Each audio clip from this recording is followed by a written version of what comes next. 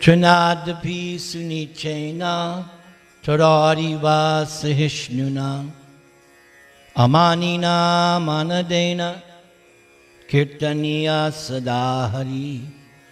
Hare Nama, Hare Nama, Hare Nama eva kevalam, kalo nastyeva nastyeva, nastyeva gatiranyata. Hare Nama, Hare Nama, Hare Nama eva kevalam, kalo nastyeva nastyeva, nastyeva gatiranyata. Hare Krishna, Hare Krishna, Krishna Krishna, Hare Hare, Hare Rama, Hare Rama, Rama Rama, Hare Hare. Kamlesh has requested that I speak on Śrīmad-Bhāgavatam, Canto 5, Chapter 5, Teachings of Lord Ṛṣabhadeva to his sons. Lord Ṛṣabhadeva begins the chapter.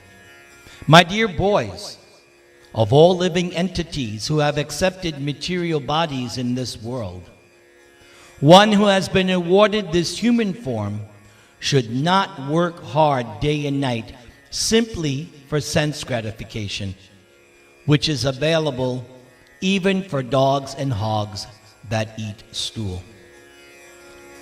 So this is a recurring theme in the Śrīmad-Bhāgavatam and in the philosophy of Vedanta, that the human form of life has a special priority. That is the first line of the Vedanta Sutra, Atato Brahma Jigyasa. Human life means that you should inquire into the nature of the absolute truth. That is your primary responsibility as a human being. Sense gratification will automatically come to you even if you don't strive for it. This was previously explained by Narada to Vyasadeva in the first canto, and it's also mentioned by Prahlad when he's instructing his class friends. The logic is, do you strive for distress? Do you strive and endeavor for suffering? No. But doesn't it come anyway? So in the same way, sense gratification will automatically come your way, just as distress will come. Why? Because of your past karma, because of your past fruitive activities. It's destined. You can't change it other than surrendering to Krishna, which is what Krishna says in the Bhagavad Gita. Doesn't he say in chapter 7 that the material energy is insurmountable? So that's what it means. The material energy is going to give you exactly what you deserve in terms of happiness and distress. There's nothing you can do about it, but Krishna says the only way to override the stringent laws of material nature is to surrender to him. And we all know in this house that surrender to Krishna is the foremost of all shlokas. Am I right? Sarvadaman parityaja mamekam sharanam braja. Ahang tvang sarva papebhyo moksha yeshyami ma shuchaha. Next statement by Ṛṣabhadeva. One should therefore engage in penance and austerity to attain the divine position of devotional service. By such activity, one's heart is purified, and when one attains this position, one attains eternal, blissful life, which is transcendental to material happiness and which continues forever. So, in the first verse, Ṛṣabhadeva said, don't endeavor for sense gratification. But you should endeavor, what does he say here? Penance and austerity. But what kind of penance and austerity? Penance and austerity so that you get the situation of devotional service. And all of us should know how many items are in devotional service. That number is 9 items of devotional service, which we sing regularly. Shravana Kirtana Smarana Vandana Pada Sevana Dasyare Pujana Saki Janatma Nivedana Nirantara Das Abhi Lashare. Yes, one should engage in the 9 items of devotional service. Which one are you doing right now? Shravadam, hearing. Very good. It's the first, it's the beginning. And then the next item is chanting. So one should hear and chant about devotional service. Then Ṛṣabhadeva says, what happens? Your heart becomes cleansed. Lord Chaitanya's first instruction, Cheto Dharpana Marjanam. Cleanse your heart. Now, once the heart is cleansed, now you can begin to taste not material happiness, not material distress, but spiritual bliss, Ananda. As he also says in his first Shikshashtakam, Ananda Ambudi Vardhanam. The process of devotional service is like an increasing ocean of bliss. Increasing ocean of bliss. So the more that you hear and chant and remember and serve and worship Krishna, then you're going to experience, again, not limited happiness or limited distress, but pleasure, bliss, which is increasing. That's why he said it's transcendental to material happiness. Next statement of Ṛṣabhadeva. One can attain the path of liberation from material bondage only by rendering service to highly advanced spiritual personalities. This is another very common, regular statement of the Śrīmad-Bhāgavatam. It was mentioned by Sutta Goswami in the first canto, and it's something that is repeated throughout Bhagavatam. We learn in ISKCON from Srila Prabhupada, from the teachings of Lord Chaitanya, that when you serve the spiritual master, then all kinds of opportunities for advancement automatically take place. As Prahlad prayed to Lord Nrsimha, when Prahlad was offering his prayers, he said, my first duty is to serve my spiritual master. That's what he told Lord Nrsimha. And Srila Prabhupada demonstrated that personally by leaving Vrindavan, getting on a boat at the age of 70, and coming to New York City all alone with 40 rupees only, and no friends, no disciples, alone to start this Krishna consciousness movement. And because he knew the first order is to follow the instructions of the spiritual master, and his spiritual master told him back in 1922, preach in English. Let us continue. One should render service to the Mahatmas.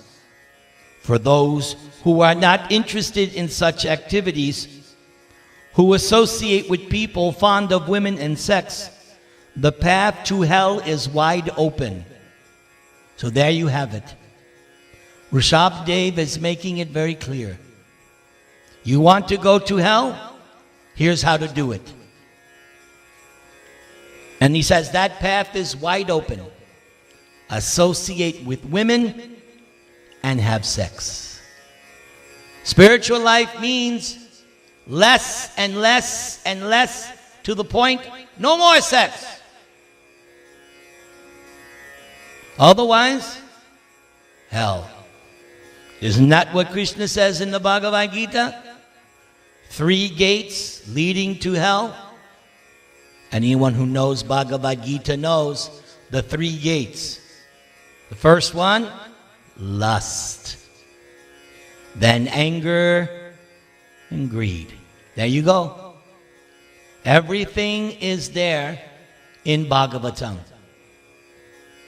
One time, I was distributing Prabhupada's books, and the man said, I'm not interested in these religious books.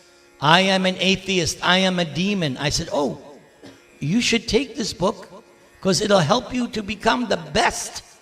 Read chapter 16 of Bhagavad Gita. You'll become the first-class atheist demon. I don't remember if he took the book. But it's true. You can find out very clearly. Ṛṣabhadeva is saying, you want to go to hell? This is how to do it. Go to Las Vegas. Enjoy your senses. Become a dancing fool. Go ahead. And there are thousands of people, if not millions of people right now. That's exactly what they're doing. The Mahatmas are equipoised. They do not see any difference between one living entity and another. Same thing in Bhagavad Gita chapter 5. Same thing. Pandita sama darshanaha. That's a saintly person. Sees everyone equally. They are devoid of anger and they work for the benefit of everyone. That is what we learned from Prabhupada as well. Prabhupada taught his disciples, we're not yogis. What does he mean by that? A yogi is only interested in his own benefit. We are supposed to be devotees. Devotees wants to see others happy. The devotee wants to see others take to this path because devotee is compassionate. Also is there in the 6th chapter of Bhagavad Gita, Atmaupamyena sarvatra. The true yogi sees how everyone is suffering in this material world. And the devotee is someone who is not concerned with their own, but they want to help others. A similar thing Prahlad said in the 7th canto to Lord Nrsimha. Prahlad told the Lord, as far as I'm concerned, I'm happy. I can hear and chant anywhere, I'm happy.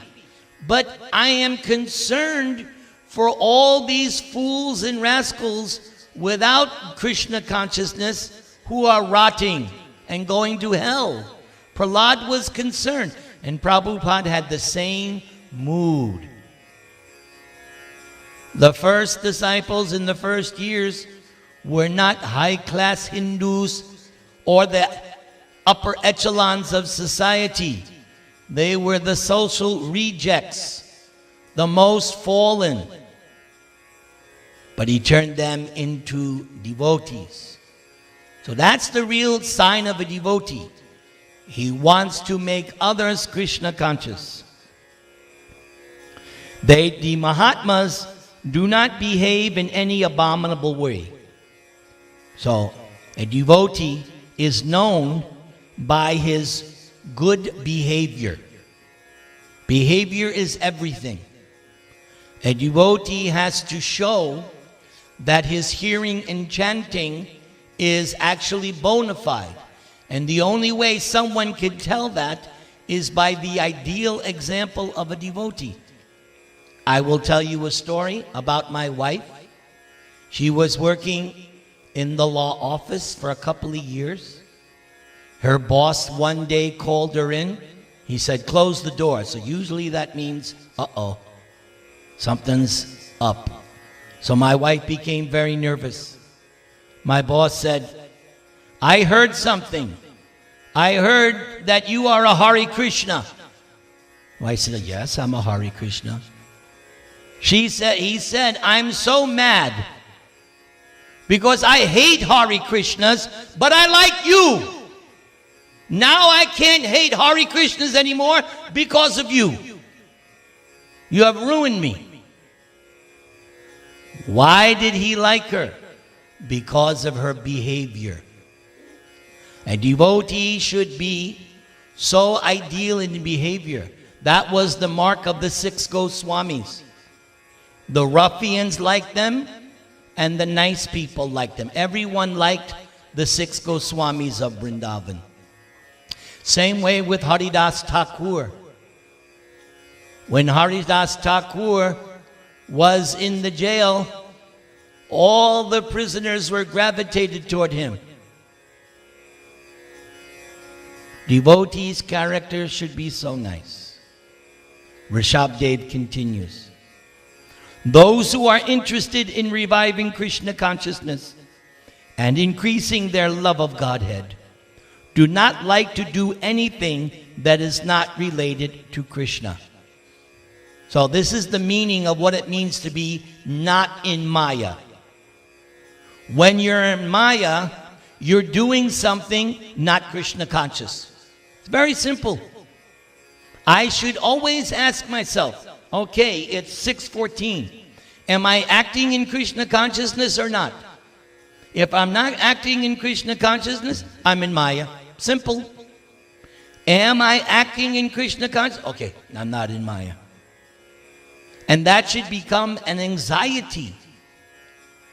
I should be anxious. Wait a second. What am I doing? Am I in Maya now or am I in Krishna consciousness? That's why Lord Chaitanya says, Kirtaniya. Oh, not Saturday, Hari? Not Sunday? Not 1 hour? What does Sada mean? Always. Always. Devotees are not interested in mingling with people who are busy maintaining their bodies, eating, sleeping, mating, and defending. They are not attached to their homes, although they may be householders.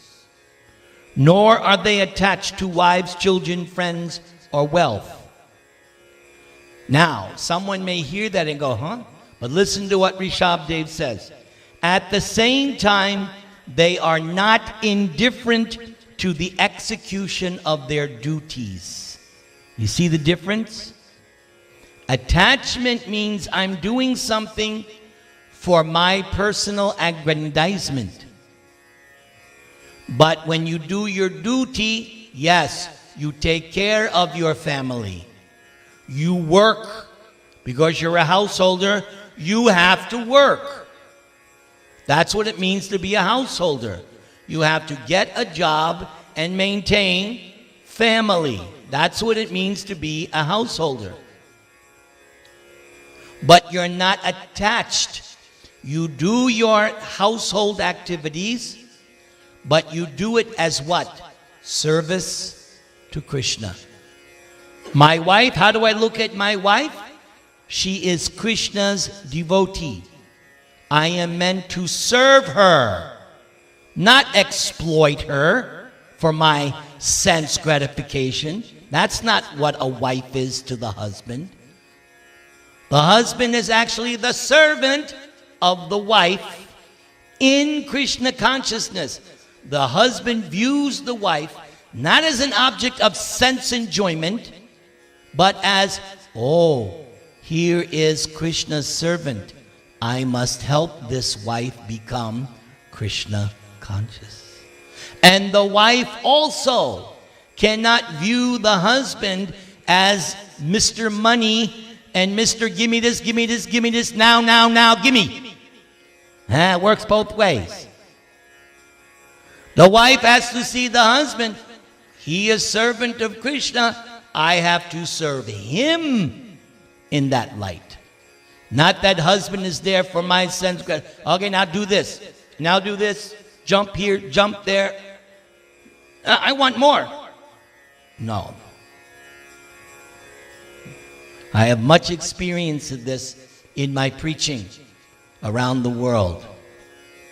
I have practical experience of people who are in that very position. Sometimes it's the husband, sometimes it's the wife. They don't have that understanding. So we do our duties, but we do them in Krishna consciousness. So whether you're going to school, you're going to school so that you can learn something which you will use later on to serve Krishna appropriately and maintain your family appropriately. It's not that we should become bums for Krishna. Yes, I got a college education, but I'm a bum. No. I have to do everything conscientiously.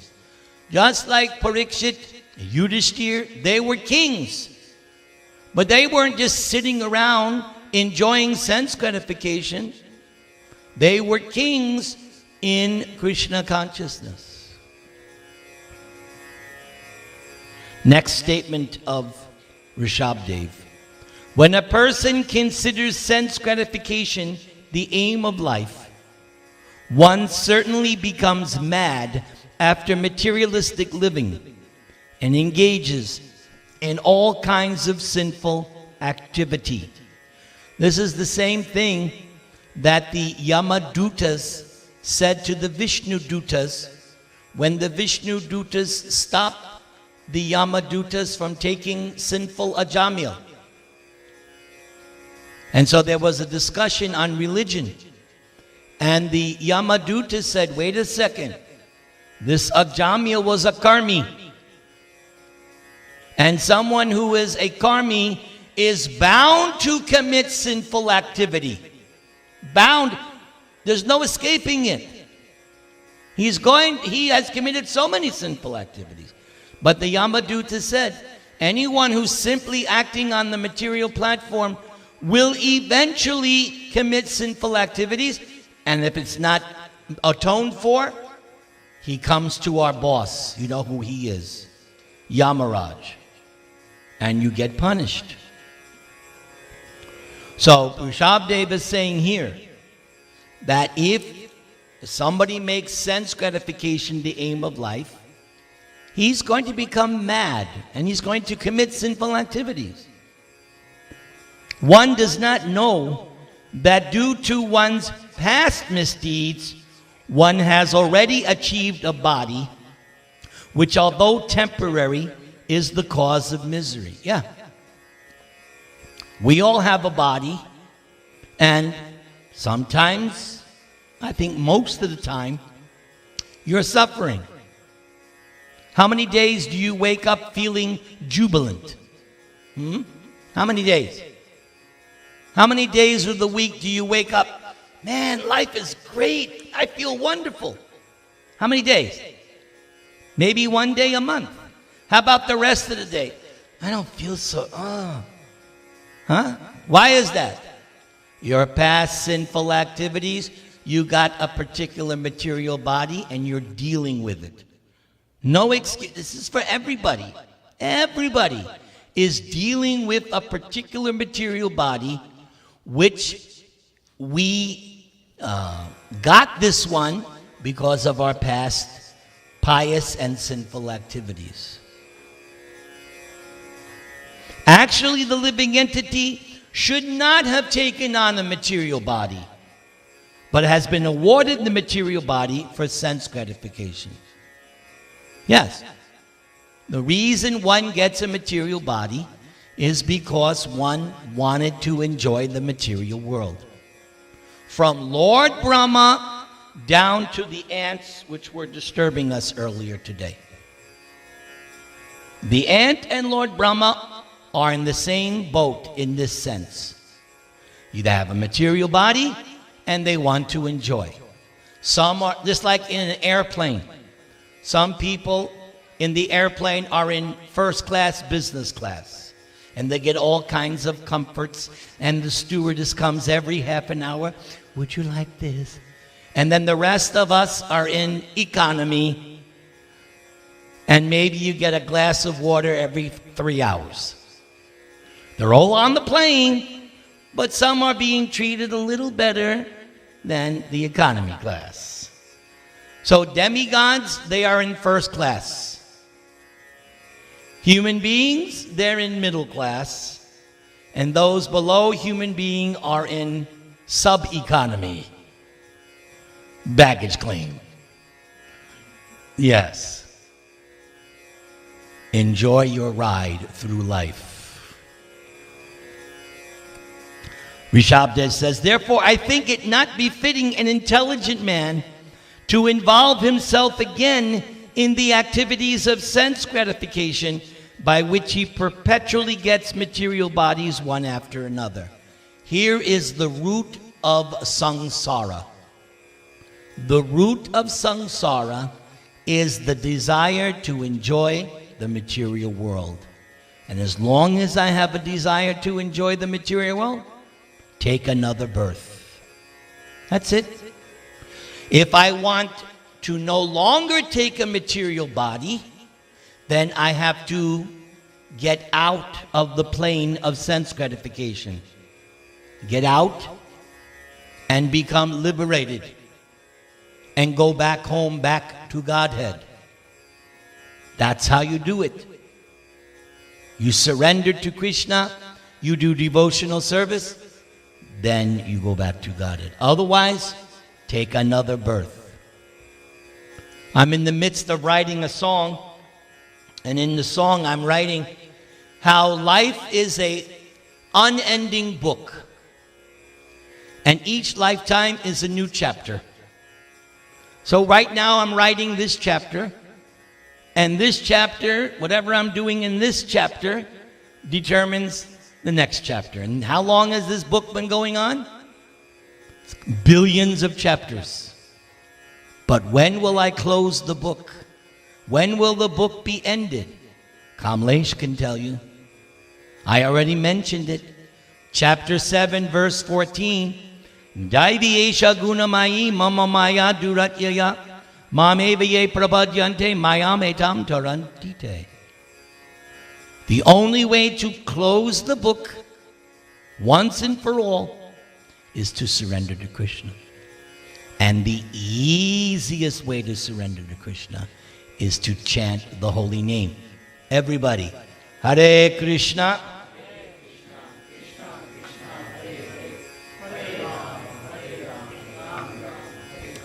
Ṛṣabhadeva continues.